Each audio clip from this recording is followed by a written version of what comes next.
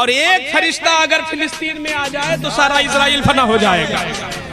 एक फरिश्ता आ जाए, हम दुआएं करें यहाँ से, हर नमाज के बाद दुआ करो, हर तकरीर के बाद दुआ करो, हर फातिहा के बाद दुआ करो, अल्लाह उन छोटे छोटे मजलूमों के कतरे की लाज रख ले, जैसे तूने अबरहा बादशाह के लश्कर को अबाबील से हलाक किया था, ऐसे ही इन जालिमों को निस्तो नाबूद कर दे और बद्र की तरह फरिश्तों को भेजकर फिलिस्तीनी मुसलमानों का चेहरा रोशन कर दे।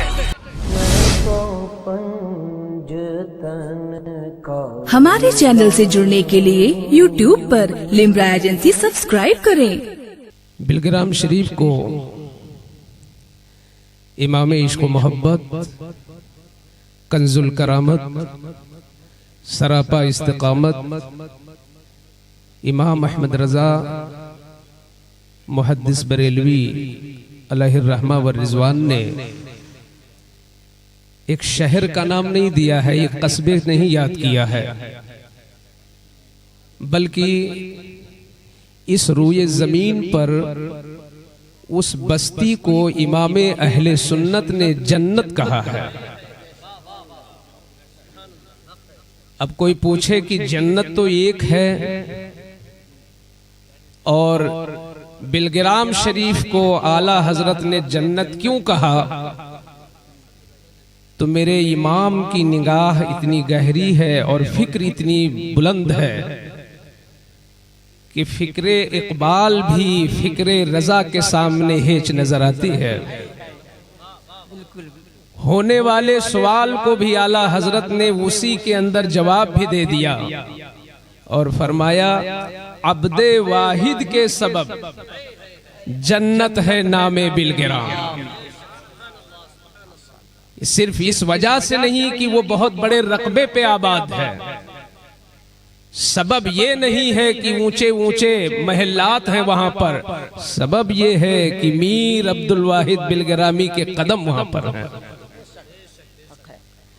वहीं का फैजान उठा, मारहरा पहुंचा है और मारहरा से वही फैज इमाम अहमद रजा की शक्ल में पूरी सुन्नियत को मिल गया है। हुजूर सुहेल मिल्लत मद्दजिल्लहुल आली उस अजीम दरगाह और उस अजीम खानकाह के सज्जादा नशीन हैं और सैकड़ों मदारिस के सरपरस्त हैं, न जाने कितने मसाजिद के बानी हैं और न जाने कितनी तहरीकों और अंजुमनों के आप सरपरस्त हैं। इंतहाई मुदब्बिर, आला दर्जे के मुफक्किर हुजूर अशाह सैयद मीर सुहेल मियां साहब क़िबला मद्दजिल्लहुल आली। ये नईम साहब का अखलाक ही है कि हजरत की सरपरस्ती में शहर लखनऊ में एक बहुत बड़ा इजलास इस वक्त चल रहा है।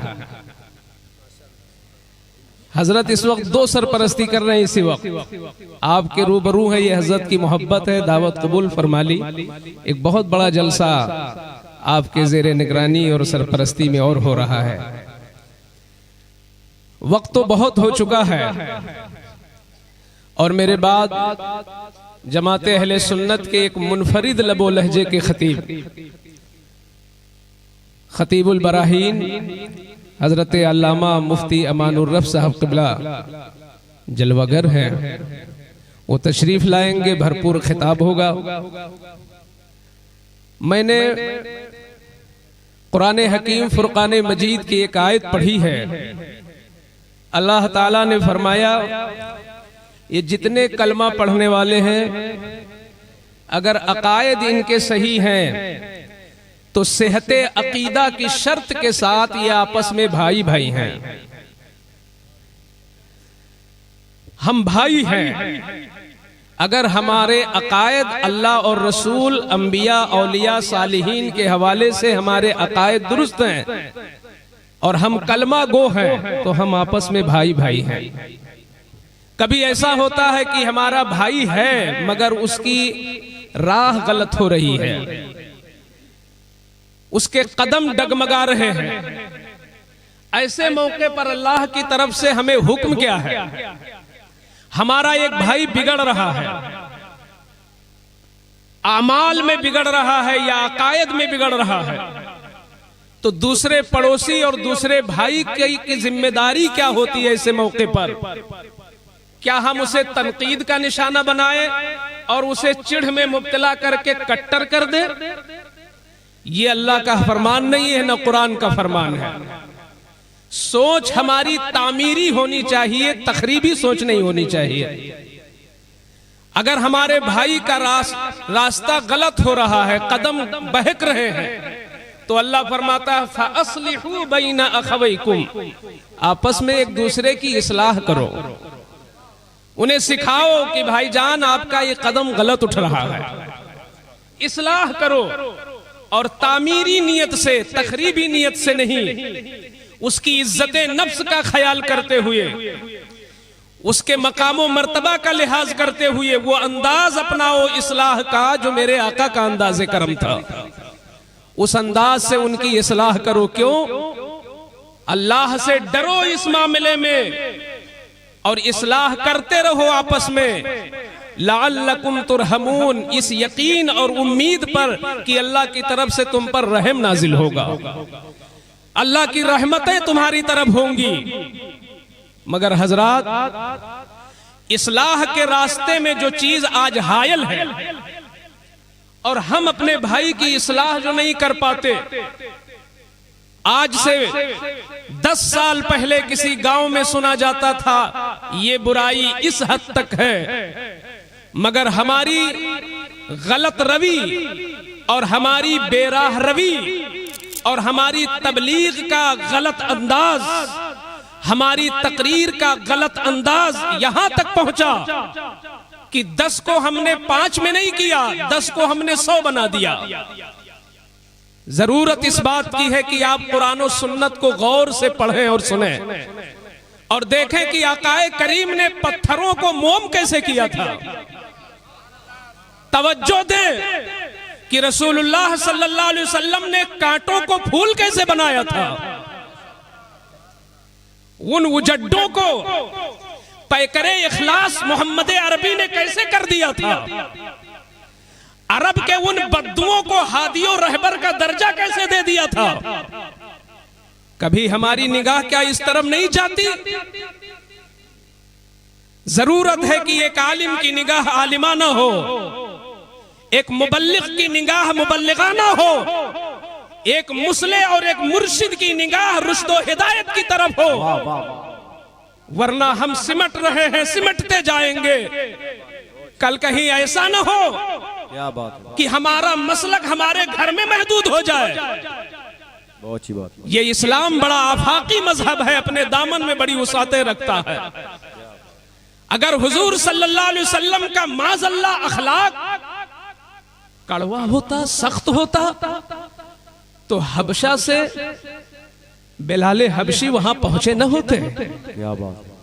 फारस से सलमान न पहुंचे होते मुस्तफा के कदमों में।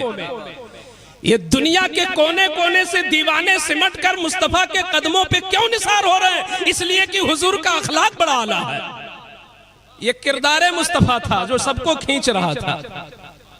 आज वही किरदार अगर हमारे अंदर आ जाए, हम अपने पड़ोसी को नहीं मनवा पाते, हम अपने मोहल्ले में अपना असर नहीं डाल पाते, हम अपने गांव पे अपना असर नहीं डाल पाते, मगर मेरे आका सल्लल्लाहु अलैहि वसल्लम है, वो कौन सी ताकत थी हुजूर के पास? अल्लाह का कुरान कहता है वलौ फबिमा रहमतिन मिनल्लाहि लिंत लहुम, मेरे महबूब अल्लाह की रहमत है आप पर कि आपका दिल बड़ा नरम है, आप लोगों के लिए नर्म बने, इसी नरमी की वजह से आपने इतना बड़ा काम कर डाला। वलौ कुंता फज़्ज़न, अगर आपकी बोली सख्त होती, गलीज़ल क़ल्ब, आपके दिल में अगर सख्ती होती, लनफ़द्दु मिन हौलिक, आपके करीब से ये दूर भाग जाते, अपना अपना रास्ता इख्तियार कर लेते। मगर तारीख बताती है कि बरसों तक सलमान फारसी ने अपने दीन को तलाश किया यहूदियत की तरफ गए, नसरानियत की तरफ गए, मगर सलमान फारसी की प्यास न बुझी तो मुस्तफा के कदमों में बुझी, इसलिए कि पैगंबर नारे तकबीर, नारे रिसालत, नारे रिसालत, जमाले तैयबा कॉन्फ्रेंस, फैजाने हुजूर ताजदारे बिलग्राम, फैजाने गौसे पाक।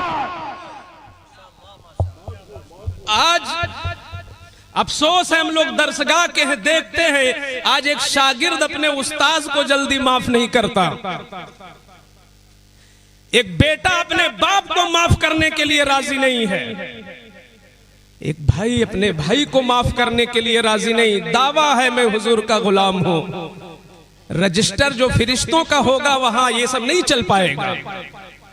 यहां जीरो बढ़ जाते हैं, यहां शोर सिफारिश चल जाती है, यहां पर इधर उधर दाएं बाएं से काम हो जाता है।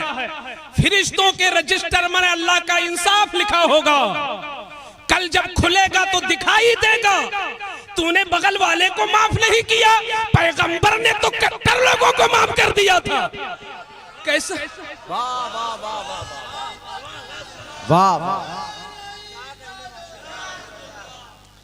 कैसे माफ किया? आयशा सिद्दीका का वो बयान सुनो और बार बार उस पे गौर करो।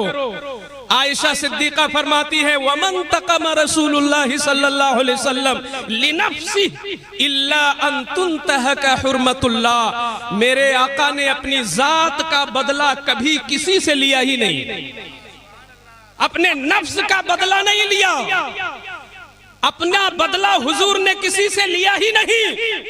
तारीख कहती है, ऐ सरकार, अगर आपने जात का बदला न लिया, आपने अपने नफ्स का बदला न लिया, तो ये बद्र में तलवारें क्यों चमक रही हैं? ये ओहद में तीर क्यों चल रहे हैं? ये खंदक में फावड़े क्यों उठ रहे हैं? ये ओहदो हुनैन में क्या हो रहा है? ये बदला ही तो है। आयशा कहती है, नहीं नहीं, ये जात का बदला नहीं है। जब कुरान की हुर्मत पे हमला हुआ है, जब दीन के तकद्दुस पे हमला हुआ है, जब बेवाओं पे हमला हुआ है, तो पैगंबर ने तलवार भी उठाया है, और जब नफ्स की बात आई है तो मुस्तफा ने माफ कर दिया है। वाह वाह, अल्लाह अकबर, वाह।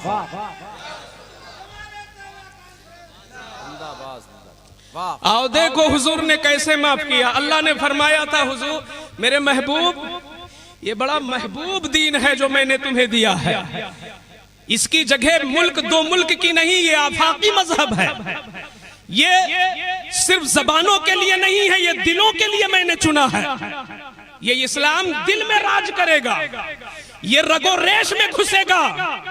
पैगंबर इसके लिए एक काम करना पड़ेगा, फाफु अन्हुम, लोगों को माफ करना शुरू कर दो। सिर्फ माफ करें, इतनी बरकत है माफ करने की कि जिसे सुप्रीम कोर्ट और हाई कोर्ट जिसकी इस्लाह नहीं कर सकती, तुम्हारी माफी उसे सुधार सकती है। मेरे हुजूर ने ये फैजाबाद रोड पे जो इतना बड़ा हाई कोर्ट बना है, ऐसा हाई कोर्ट मुस्तफा का नहीं था, 4 फीट का हुजरे आयशा था। मगर वाह रे इंसाफ, वाह रे हुजूर का अदल। मेरे आका सल्लल्लाहु अलैहि वसल्लम एक जंग में सहाबा के साथ दीन की सरबुलंदी के लिए शरीक हैं। इतनी भूख थी सहाबा के अंदर कि हिम्मत नहीं थी कि अब कुछ आगे काम किया जाए। खजूर की गुठलियां भी चूस चूस कर उसकी मिठास खत्म हो चुकी थी। ऐसे मौके पर सहाबा ने अर्ज किया, या रसूल अल्लाह सल्लल्लाहु अलैहि वसल्लम, कुछ तो होना चाहिए। वो एक यहूदी बैठा हुआ है, मैं दिखाना चाहता हूं ये इजराइल, ये यहूदी, ये आज के नहीं है, ये हमारे पैदाइशी दुश्मन हैं। और इनसे बड़ा दुश्मन जमीन पर कभी ना मुसलमानों का कोई आया है ना आ सकेगा। यहूद से बड़ा दुश्मन कोई नहीं, ये कुरान कहता है, लतजिदन्ना अशद्दन्नास अदावतन लिल्लज़ीना आमनुल यहूद। फर्स्ट नंबर पे यहूद को रखा गया है कि मोमिनों का अगर तुम्हें सबसे बड़ा दुश्मन ढूंढना है तो यहूदियों को देख लो। ये इस्लाम के दुश्मन है, मुसलमानों के वजूद के दुश्मन है, मगर हुजूर के किरदार के सामने उन्होंने भी सर झुका दिया था। एक पक्का यहूदी बैठा हुआ था और वो यहूदी जाहिल नहीं था, उस जमाने का मुफ्ती आजम था यहूदियत का, उस जमाने का अपने मजहब का मुफ्ती आजम था। नाम उसका ज़ैद इब्ने साना था, बड़ा मालदार था। सहाबा ने अर्ज किया, या रसूल अल्लाह, ये मालदार है, आपके अखलाक में बड़ी मिठास है और आपकी बोली में बड़ी कशिश है, आप कह देंगे तो ये दे देगा, कुछ उधार ले ले, हम मदीना जाकर खजूरों के जरिए कर्जा चुका देंगे, मगर इस वक्त ये मदद कर दे। आकाए करीम ने कहा तो उसने दे दिया। हुजूर सल्लल्लाहु अलैहि वसल्लम ने एक तारीख मुकर्रर की कि फला दिन बशक्ले खजूर, खजूरों की शक्ल में तुम्हारा कर्जा वापस होगा। समझाने के लिए मैं बता दूं, कल संडे है ना, इतवार का दिन तय हुआ, बिलफर्ज इतवार का दिन तय हुआ। हुजूर वापस आ गए मदीना शरीफ। आप जानते हैं कि सरकार की महफिल में सहाबा के बैठने का अंदाज क्या होता था। आज हम कहते तो हैं कि ये मिलादुन नबी का जलसा, मगर हमारे अंदाज बताते हैं ये आम महफिल है। हुजूर की महफिल का अंदाज ही अलग होता था, शमा की तरह रोशन होते और गिरदे हुजूर सहाबा परवानों की तरह होते। ऐसे ही हुजूर जलवागर थे। वो यहूदी आ गया, और कब आया? इतवार का वादा था, शनिचर ही को आ गया। सरकार जलवागर थे। जैसे हमारे बीच तवाज़ो और इनकिसारी और संजीदगी और शराफते खानदानी का एक पैकर बनकर हुजूर सुहेल मिल्लत जलवागर है। आप देख रहे हैं ना कि पेशानियों से हुजूर का खानदान समझ में आ रहा है। कुछ अहले ईमान जिनका दिल बोल रहा है कि ये सरकार के खानदान के हैं। ये जरूरी नहीं होता कि बहुत आले दर्जे का जुब्बा हो, ये जरूरी नहीं होता कि 1-2 किलो का इमामा हो, जरूरी ये होता है कि ओरिजिनल हो, क्वालिटी हो। इसकी खास जरूरत होती है। तकद्दुस माब पेशानी से खानदान रिसालत की शराफत झलक रही है। ऐसे ही हुजूर जलवागर थे। वो यहूदी एक दिन पहले ही आ गया। शरीयत का मसला है कि अगर कर्जे का दिन मुकर्रर हुआ है तो उससे पहले सख्ती के साथ मुतालबे का कोई हक नहीं होता। आप कर्जख्वाह हैं तो कर्जदार से मांग सकते हैं, मगर शिद्दत नहीं कर सकते वक्त से पहले। मगर वो आया तो चलने से पहले अपने बच्चों को इकट्ठा किया। मेरे बच्चों, हो सकता है कि तुम यतीम हो जाओ, मैं बहुत बड़ा कदम उठाने जा रहा हूं आज। मेरी बीवी, हो सकता है तुझे बेवाई का दाग मिल जाए, मैं बहुत बड़ा कदम उठाने जा रहा हूं। आया और आने के बाद सहाबा की सफ़े चीरता हुआ डायरेक्ट हुजूर अकरम के पास पहुंच गया। सरकार के कंधे मुबारक पर चादर थी, उस चादर को बड़ी सख्ती के साथ खींचा और खींचते हुए ये कड़वा जुमला बोला, आप लोग कैसे हैं, जिसका ले लेते हैं वापस नहीं करते।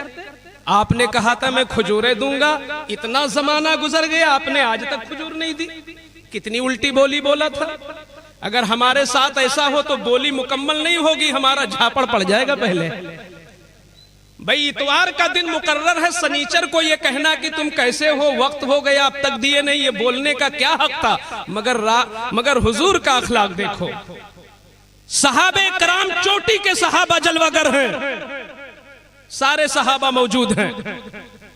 हुजूर का जब हुजूर की चादर को खींचा और जब उसने गुस्ताखी किया तो सहाबा हैरत के साथ चेहरे वद्दुहा देखने लगे और अल्लाह की रहमत को याद करने लगे। मौला, कहीं जमीन फट न जाए, हुजूर की गुस्ताखी हो रही है, कहीं आसमान गिर न जाए, रसूलुल्लाह की गुस्ताखी हो रही है। सहाबा हैरत में, मगर बिन इजाजत के हुजूर के कुछ कर भी नहीं सकते थे, हुजूर की इजाजत नहीं हुई। इतने में जलाले फारूकी का मामला ही कुछ और था। अभी नाजिम साहब ने कहा ना, सारे सहाबा में हुजूर फारूक आजम की गैरत ईमानी एक अलग हैसियत की थी, तो और सहाबा खामोश रहे, मगर फारूक आजम से न रहा गया तो ईमान की आंख उठाई और जलाल भरी निगाह से सिर्फ यहूदी को देख लिया तो चूंकि उसके चेहरे में और उसके सीने में कुफ्र था और इनका ईमान तो उस दर्जे का था कि निकल जाए मदीने में तो गलियों से शैतान भाग जाए। तो जब ये ईमानी निगाह पड़ी तो जलजला तारी हो गया जिस्म पर, लरजने लगा यहूदी, लरजने लगा गुस्ताख, लरजने लगा। अब इस मौके पर मैं आजाद नगर के इन तमाम मुसलमानों से और आए हुए इन तमाम भाइयों से पूछना चाहता हूं, ये तुम्हारे बाएं तरफ जो दिल है उस दिल से जरा तुम पूछो कि मौका क्या है। यहूदी सरासर खता पे है, हुजूर के जानिसार जलवागर हैं, गुस्ताखी उधर से है। ऐसे मौके पर कोई और इंसान होता या किसी और कौम का रहबर और रहनुमा होता तो क्या इतनी चीजें बर्दाश्त करता? मेरा दिल कहता है वो खुद उठ के इंतकाम लेता। लेकिन अगर खुद न बोलता और उसके चाहने वालों में कोई अगर जवाब देता तो वो शाबाशी करता, तुम वफादार हो, तुमने बदला ले लिया।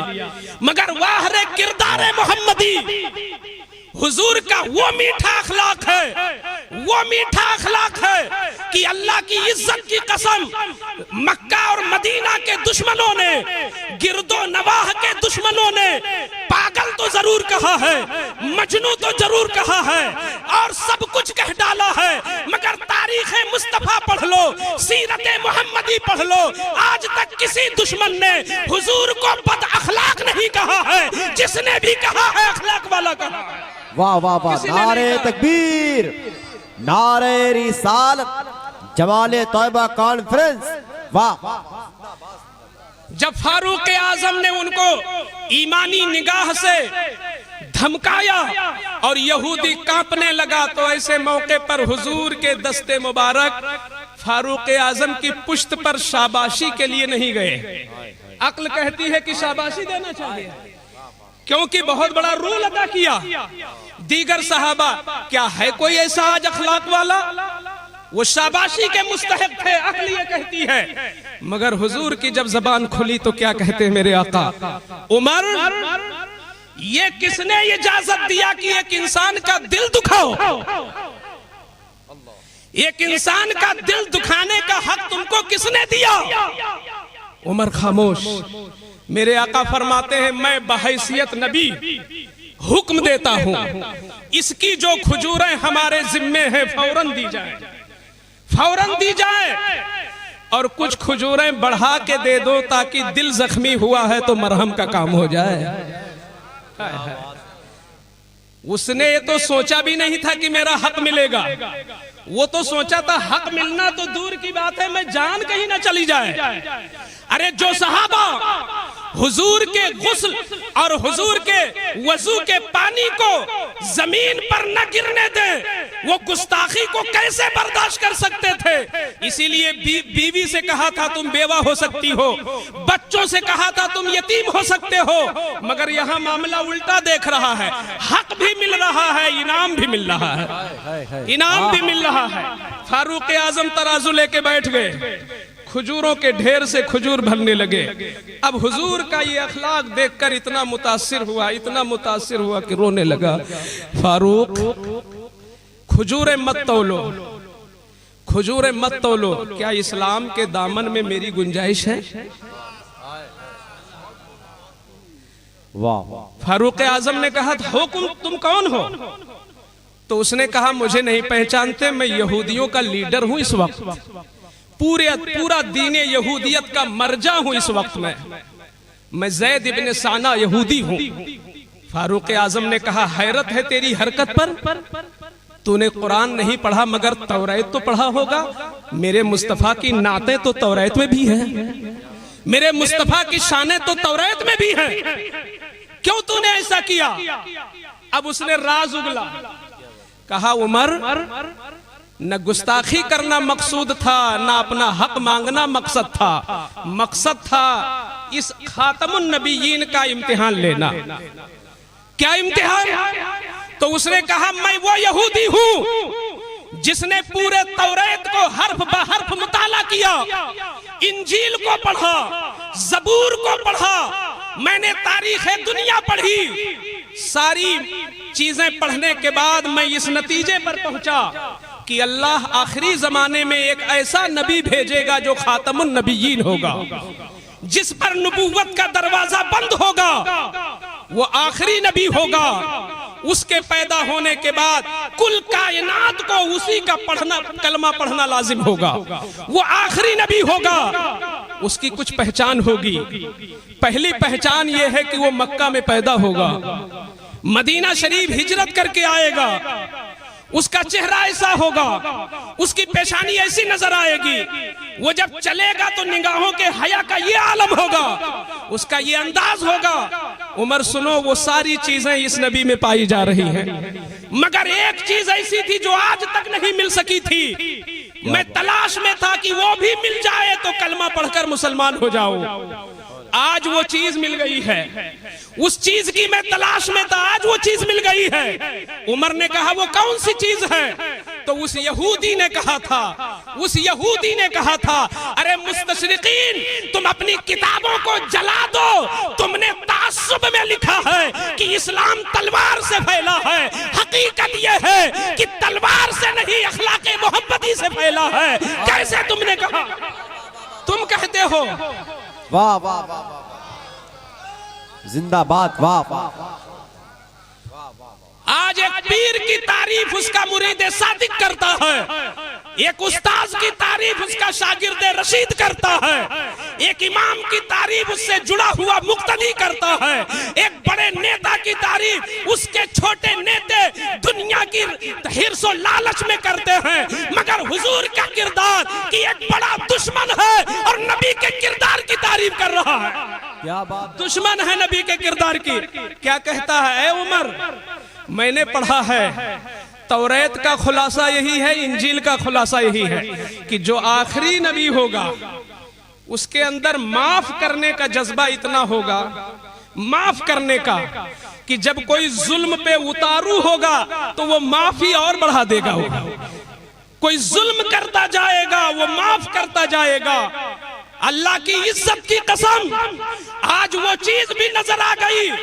मुझ जैसा आदमी इस इमामुल अंबिया के कंधे से चादर खींच रहा है, इल्जाम लगा रहा है, मुरीदों की भीड़ में गुस्ताखी कर रहा है, ये इशारा कर देते तो मेरे जिस्म की बोटियां हो जाती। मगर कैसा अखलाक है, मैं जुल्म कर रहा हूँ, ये नाम दे रहे हैं, इसलिए मैं कलमा पढ़ता हूँ, नबी के कदमों पर सर रख के मुसलमान हो जाता। ये इस्लाम फैला है। वाह वाह। शर्क से गर्ब तक इस्लाम गया है इस रूह के जरिए।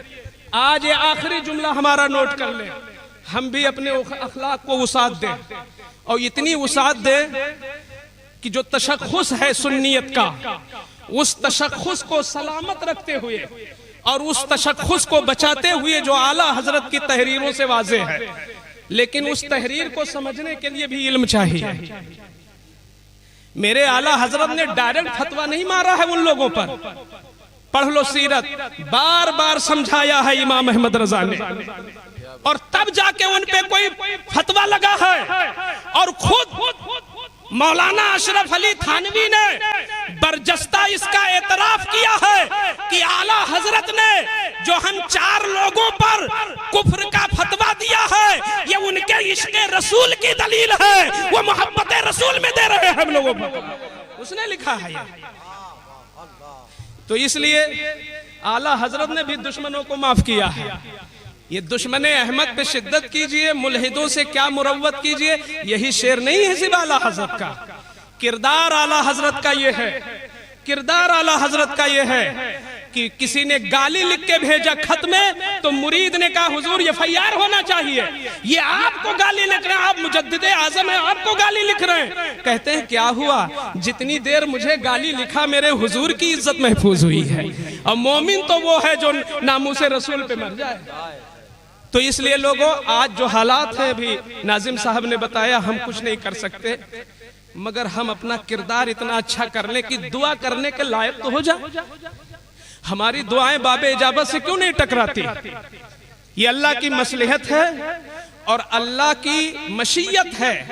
क्या हो रहा है? लेकिन हम मोमिन हैं, ये अकीदा रखें कि ना अल्लाह की कुदरत गई है और ना आसमान में फरिश्ते कम हुए हैं। बेशक बेशक बेशक। बद्र के मैदान में मुसलमानों की मदद हो गई थी फरिश्तों के जरिए। कुरान कहता है 5000 फरिश्ते उतरे थे, और एक फरिश्ता अगर फिलिस्तीन में आ जाए तो सारा इजराइल फना हो जाएगा।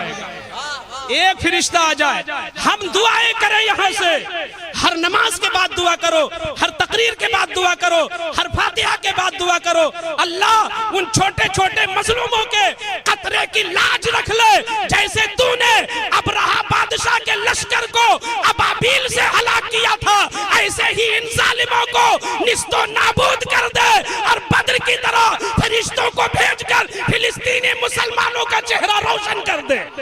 हम ये दुआ करते हैं, अल्लाह ताला हमारी इस इल्तिजा को अपनी बारगाह में कबूल फरमाए, और हुजूर पीरे तरीक़त, रहबरे राह शरीयत, नूरे निगाहे अहले सुन्नत हुजूर मीर सैयद सुहेल मियां मद्दजिल्लहुल आली व नूरानी की इस शिरकत बाबरकत से इस पूरे जलसे को कामयाब फरमाए। वमा अलैना इल्लल बलाग। अस्सलामु अलैकुम व रहमतुल्लाहि व बरकातहू।